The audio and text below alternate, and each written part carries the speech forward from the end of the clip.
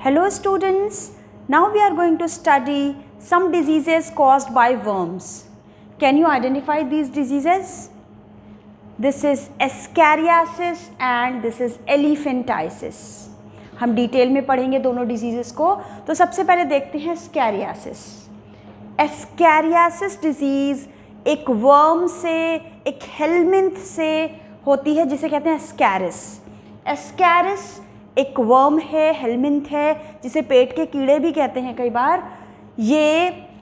इसे commonly round worm भी कहते हैं और मोस्ट कॉमनली जो एस्कैरिस ये डिजीज़ कॉज करता है दैट इज़ एस्कैरिस लुम्ब्रिकॉइडिस. तो एस्कैरिस इस तरीके से होता है. ये दोनों ही फीमेल है. Female is longer than male और राउंड होता है एक एंड पे. डिटेल में आपने पढ़ा है ह्यूमन जब आप 11th क्लास में एनिमल किंगडम पढ़ रहे थे. तो ये किसको बिलोंग करता है? ये बिलोंग करता है एस्केल्मिंथीज या निमेटोडा को. तो डिटेल में आपने इसके कैरेक्टर्स देखे थे. अभी हम देखते हैं कि एस्कैरियासिस डिजीज़ कॉज करने वाला ये है एस्कैरिस लुम्ब्रिकॉइडिस. ये पैरासाइट जाकर कहाँ रहता है? ये इंटेस्टाइनल पैरासाइट है और जाकर ये स्मॉल इंटेस्टाइन में रहता है. हमने इंटेस्टाइन की 3 डिजीज़ पढ़ी हैं. टाइफॉइड स्मॉल इंटेस्टाइन में रहता है, अमीबाइसिस वो लार्ज इंटेस्टाइन में रहता है और अगेन एस्कैरियासिस ये स्मॉल इंटेस्टाइन में रहता है पैथोजन. ये इतने बड़े बड़े कीड़े एक्चुअली नहीं पर हम इसे बोलते हैं पेट के कीड़े. तो ये इतने बड़े वर्म्स हमारे इंटेस्टाइन में रहते हैं. हम देखेंगे कितने सीवियर प्रॉब्लम्स और कितने सारे ये क्या क्या सिम्टम्स कॉज करते हैं. ये हमारे बॉडी में क्या क्या सिम्टम्स कॉज करते हैं. आप देख सकते हो कि हमारे इंटेस्टाइन में रह रहे हैं तो ऑब्वियसली हमारे इंटेस्टाइन को पेनिट्रेट करेंगे, वहाँ पर चिपकने की कोशिश करेंगे, वहाँ पर ब्लीडिंग कॉज करते हैं. तो इंटरनल ब्लीडिंग सबसे बड़ा चीज़ है. मस्कुलर पेन होता है, यहाँ पर इंटेस्टाइन की मसल्स को डैमेज करेंगे, मस्कुलर पेन होता है. Fever, very high fever, anaemia and blockage of intestinal passage very important characteristic feature है इस डिज़ीज़ का. बहुत इंपॉर्टेंट सिम्टम है जो यूनिक है, दैट इज़ इंटेस्टाइन को ब्लॉक करता है, ये कंस्ट्रिक्ट करता है. आप देख सकते हो कि इंटेस्टाइन पूरे स्मॉल इंटेस्टाइन के पूरे एरिया को इसने कवर कर लिया है तो पैसेज को ब्लॉक कर दिया है. ये इम्पॉर्टेंट है, कई बार पूछा जाता है नीट में भी.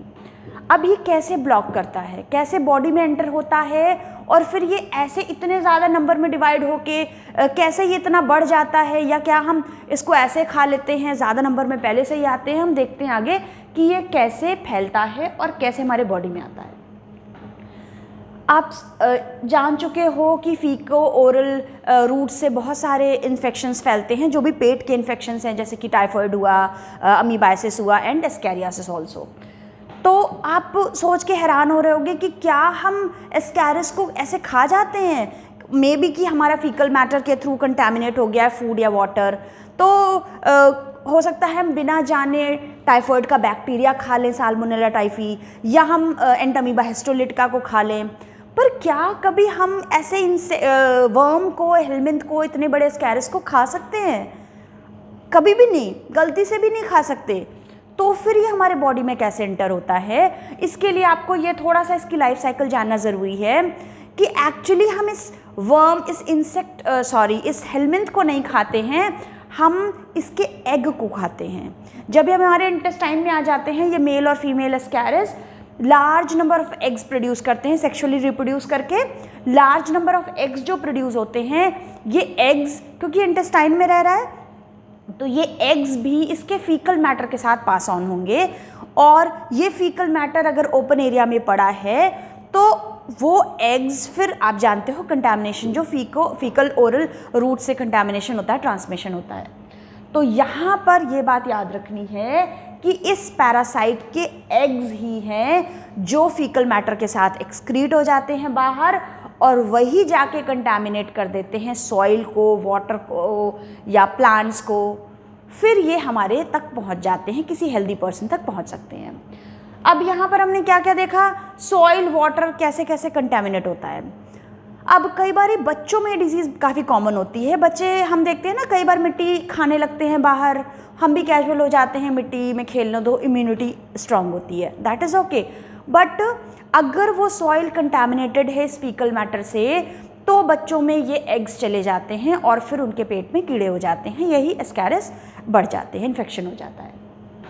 दूसरी चीज़, कुछ ऐसे फ्रूट्स या वेजिटेबल्स होते हैं जो मिट्टी से हम रेडिश कैरेट वगैरह लाते हैं और फिर हम उसे रॉ खा लेते हैं, अगर प्रॉपरली उसको वॉश नहीं किया तो भी ये एग्स हमारे बॉडी में जा सकते हैं। ये फीकल मैटर पानी में मिक्स हो गया और पानी कंटामिनेट हो गया, या सीवेज वाटर से हमारा पीने वाला वाटर कंटामिनेट हो गया, तो भी ये डिज़ीज़ हमारे अंदर पहुंच सकती है। तो इस तरीके से ट्रांसमिशन होता है। और ये फीकल ओरल रूट वाला ट्रांसमिशन बहुत अच्छी तरीके से आप अमीबाइसिस में समझ चुके हो, तो I don't think it's needed to be described it again.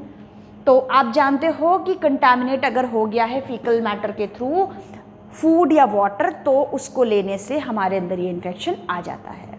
तो ये है डिजीज़ एस्कैरियासिस। अब हम देखते हैं नेक्स्ट डिजीज़ एलिफेंटाइसिस।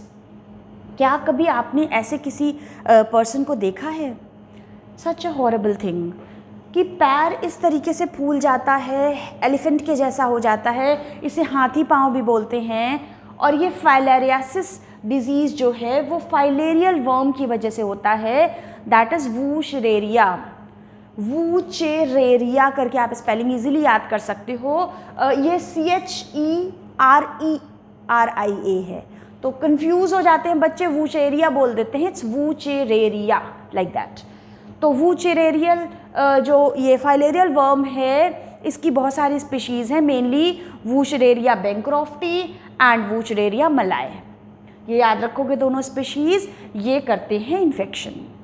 अब ये एक क्रोनिक डिज़ॉर्डर है, बहुत सारी हम देखते हैं एक्यूट डिजीज़ेज होती हैं, कॉमन कोल्ड है 6-7 डेज़ में अपने आप ही ख़त्म हो जाता है, पर एलिफेंटाइसिस एक क्रोनिक डिजीज़ है और पेशेंट के अंदर सालों तक रहता है ये फाइलेरियल वर्म, जब ये ऑर्गन्स में एंटर हो जाता है। तो ये फाइलेरियल वर्म हमारे बॉडी में कहाँ पर जाके रहता है, तो ये lymph vessels of lower limb में रहता है। लिम्फ वेसल्स क्या होती हैं, हम जब इम्यूनिटी पढ़ेंगे तब हम डिटेल में देखेंगे कि लिम्फ वेसल्स जैसे ब्लड वेसल्स होती हैं, वैसे ही हमारे बॉडी में लिम्फ वेसल्स होती हैं। जैसे ब्लड होता है, ब्लड का प्लाज्मा ऑलमोस्ट वैसा ही कंस्टिट्यूएंट होता है लिम्फ का, मीन्स ब्लड सेल्स नहीं होंगी, प्लाज्मा के जैसा ही होता है, लिक्विड है, फ्लूइड है लिम्फ। तो पतली पतली कैपिलरीज होती हैं, वेसल्स होती हैं जिनमें ये लिम्फ बहता है। इन लिम्फ वेसल्स कहाँ पर, लोअर लिम्ब की लिम्फ वेसल्स में रहता है ये फाइलेरियल वर्म। इसके अलावा ये जेनाइटल ऑर्गन्स में भी रह सकता है और जेनाइटल्स में डिफॉर्मिटीज कॉज कर देता है। अब ये स्प्रेड कैसे होता है, आप सोचते हो कि ये वर्म हमारे अंदर कैसे पहुंचता है, तो फीमेल मॉस्किटो बाइट के थ्रू ये वर्म हमारे बॉडी में एंटर होता है। इसका ट्रांसमिशन फीमेल मॉस्किटो से होता है। अब मॉस्किटो इसका वेक्टर है, कोई खास मॉस्किटो का नाम यहाँ पर नहीं है, क्योंकि एक wide range of mosquito can transmit this disease. जैसे कि अफ्रीका में एनोफिलीज मॉस्किटो इसको स्प्रेड कर सकता है, अमेरिका में क्यूलेक्स, एंड हमारे इधर एशिया में एडीज़ मॉस्किटो इसको स्प्रेड कर सकता है। डिफरेंट जोग्राफिकल रीजन में डिफरेंट मॉस्किटो हैं जो इसको स्प्रेड कर सकते हैं। तो this is all about the diseases like Escherichiasis and elephantiasis. Thank you.